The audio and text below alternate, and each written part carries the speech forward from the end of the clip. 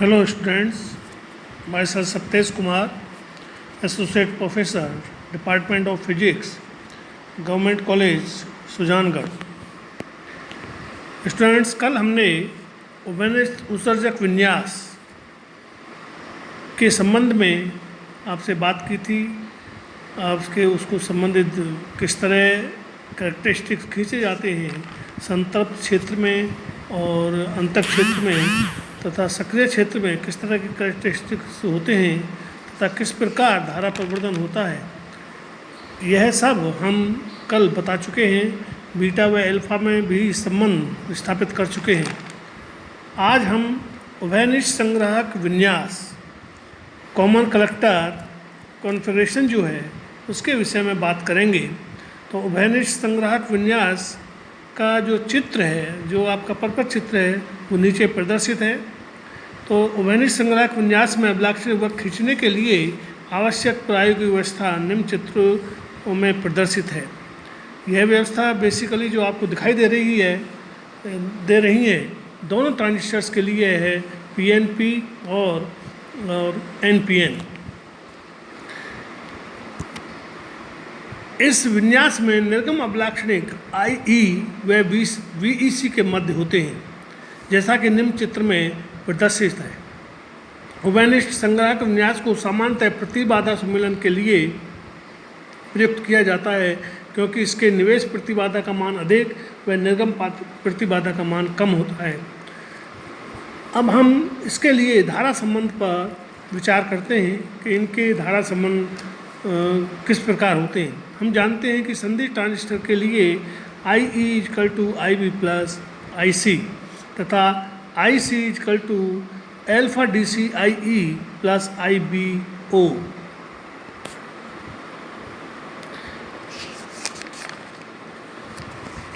अब उपरोक्त समीकरणों की सहायता से I equal to I B plus alpha D C I E plus I C B O या I E into 1 minus alpha D C equal to I B plus I C B O या I equal to I B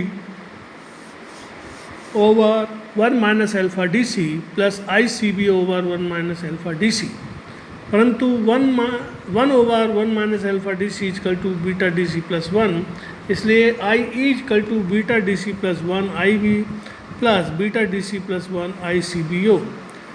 यदि हम क्षण धारा आई C B को नगण्य माने तो I equal to beta D C plus 1 I B या I E over I B equal to beta D C plus 1। उभयनिष्ठ संग्राहक विन्यास में अनुपात आई सी ओवर आई बी को कभी कभी गामा डी से प्रदर्शित करते हैं तथा इसे डी सी धारा लाभ कहते हैं। उपरोक्त समीकरण से स्पष्ट है कि इस विन्यास के लिए डीसी धारा लाभ अधिकतम होता है। अब हम लोड लाइन के कंसेप्ट और जो प्रचालन बिंदु ऑपरेटिंग पॉइंट होता है उसके कंसेप्ट पर बात करेंगे कि किस तरह लोड लाइन खींची जाती है और किस तरह प्रचालन बिंदु प्राप्त किया जाता है। ट्रांजिस्टर को एक प्रवर्धक की तरह प्रयुक्त करते समय उसके निर्गम परपथ में एक प्रतिरोध लोड लगाया जाता है तथा लोड पर प्राप्त वोल्टता निर्गत संकेत प्रदान करती है। निर्गत संकेत वोल्टता नियत नहीं रहती, क्योंकि यह निर्गम धारा पर निर्भर करती है और निर्गम धारा परिवर्तनशील होती है। जब प्रवर्धक के निवेश में कोई संकेत वोल्टता नहीं लगाई जाती है तो इस अवस्था को शांत अवस्था कहते हैं। शांत अवस्था में प्रवर्धक का प्रभावी परपथ निम्न चित्र में प्रदर्शित है।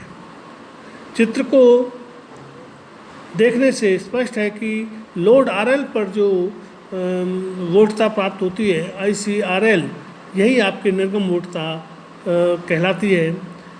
दोनों बैटरीज वीवीबी और वीसीसी के द्वारा प्रतिरोधों के द्वारा निवेश और आउटपुट दोनों पर वोल्टताएँ लगाई गई हैं। अब हम देखते हैं कि यदि हम निर्गम परपथ पर किरचॉफ का नियम लगाएं तो V C C equal to I C R L plus V C E या I C equal to minus 1/RL VCE plus VCC over RL। अब यदि नियत VCC पर IC व VCE के मान VCE के मध्य ग्राफ खींचा जाए तो यह एक सीधी रेखा होगी। यह सीधी रेखा ट्रांजिस्टर के निर्गम अभिलाक्षणिक वक्रों के साथ खींची जाए तो यह लोड लाइन कहलाती है, जैसा कि निम्न चित्र में प्रदर्शित है। इस प्रकार लोड लाइन AB डिस्ट धारा लोड लाइन या DC लोड लाइन कहलाती है। इसे स्थैतिक लोड लाइन भी कहते हैं। लोड लाइन के बाद हम प्रचालन बिंदु पर बात करते हैं।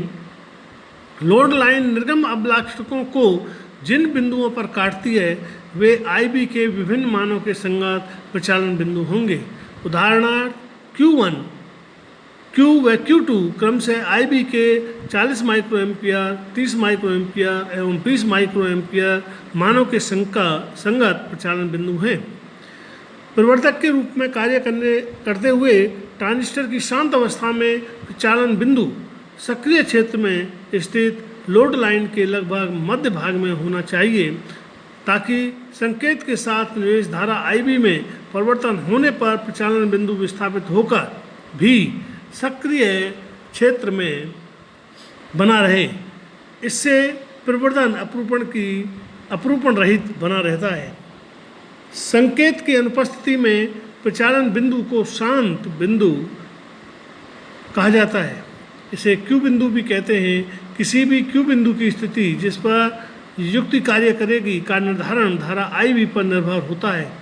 IB का निर्धारण VBB, VBE व RB के द्वारा होता है, क्योंकि ट्रांजिस्टर के आधार प्रपथ के लिए VBB = IBRB प्लस VBE या IB = VBB minus VBE over RB approximately = VBB over RB। अब हम DC लोड लाइन के बाद प्रत्यावर्ती धारा लोड लाइन या AC लोड लाइन के विषय में बात करते हैं। तो प्रत्यावर्ती संकेत के साथ ट्रांजिस्टर प्रवर्धक का मूल चित्र निम्न चित्र में प्रदर्शित है। जैसा कि प्रदर्शित है, यह आपके NPN ट्रांजिस्टर के लिए प्रत्यावर्ती संकेत प्रयुक्त करने पर निर्गम परपथ में प्रयुक्त संधारित्र C2 निर्गम टर्मिनलों से जुड़े अन्य परपथ या अन्य लोड को युग्मित करता है। यदि युग्मित लोड R है तो परिणामी load RL dash = RLR over R plus RL होगा।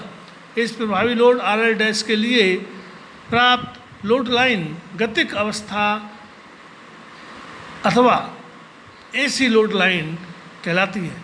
चित्र में A', B' गतिक लोड लाइन है। इसकी प्रवणता DC लोड लाइन से अधिक होती है, क्योंकि RL dash is less than RL। यदि मूल परपथ में कोई अन्य लोड न हो तो DC लोड लाइन ही AC लोड लाइन का कार्य करेगी, क्योंकि नो लोड का मतलब R = इनफाइनाइट होता है। अतः इस स्थिति में RL डैश = R। तो इस तरह हमने आज जो है आपको बेसिकली उभयनिष्ठ संग्राहक विन्यास के जो कर्व खींचे जाते हैं, जो अभिलाक्षणिक खींचे जाते हैं और वो किस किस के मध्य होते हैं, इसके बारे में बताया। उनके धारा संबंध में क्या रिलेशनशिप होगी वह हमने डेराइव किया, तथा साथ ही लोड लाइन व प्रचालन बिंदु क्या होते हैं, इनका कंसेप्ट क्या है और AC लोड लाइन क्या है, DC लोड लाइन क्या है, तथा ऑपरेटिंग पॉइंट किस तरह निर्धारण किया जाता है, इस सब के विषय में आपको आज बताया गया है। इन्हें मैं व्हाट्सएप ग्रुप पर भी टेक्स्ट के द्वारा इस टेक्स्ट को आपको प्रेषित करूंगा, तो आप दोनों से मिलके उसे आप निकालिएगा, उसकी हार्ड कॉपी निकाल के इन्हें पढ़िएगा। और यदि कुछ चीज़ समझ में नहीं आती है तो आप मुझसे फ़ोन पर भी संपर्क कर सकते हैं। थैंक यू, धन्यवाद।